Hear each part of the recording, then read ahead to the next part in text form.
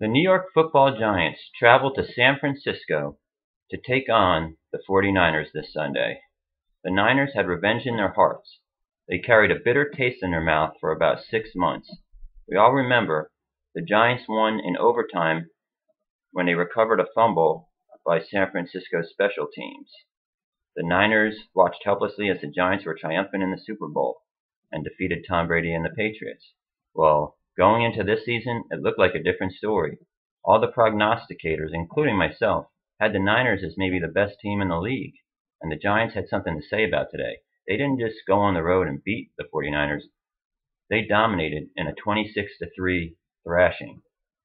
Eli Manning methodically moved the Giants up and down the field and led them to a 17-3 lead. Once they had that cushion, they ran the ball down the Niners' throat, the vaunted defense of the Niners, and they pulled away from there.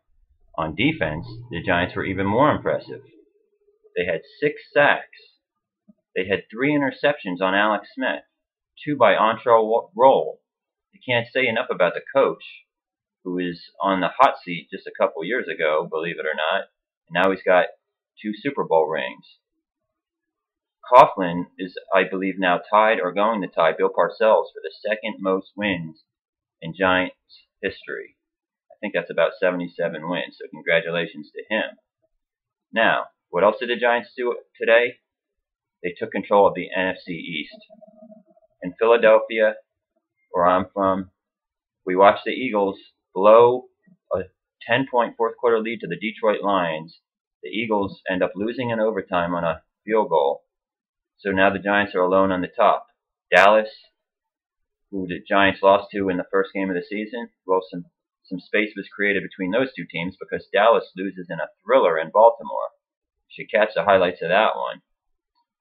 However, the Giants are starting to separate themselves a little earlier this year. They usually wait to the playoffs. They usually squeeze in 9-7 and then dominate people throughout the playoffs. They sneak in as a 6th seed. Well, they're not going to sneak up on anybody this year because it's clear that not only are the Giants one of the best teams in the league, but Eli Manning, I think, is hands down right now the best quarterback. Going into the year, I would have still given the edge to Aaron Rodgers, but Eli Manning is just money. He doesn't just throw for 500 yards against Tampa Bay. He's always clutch. He's always clutch in the playoffs. He always clutch in the fourth quarter games against teams like New England. I can't even put Peyton in his class anymore, though Peyton is a little bit older and he has been injured.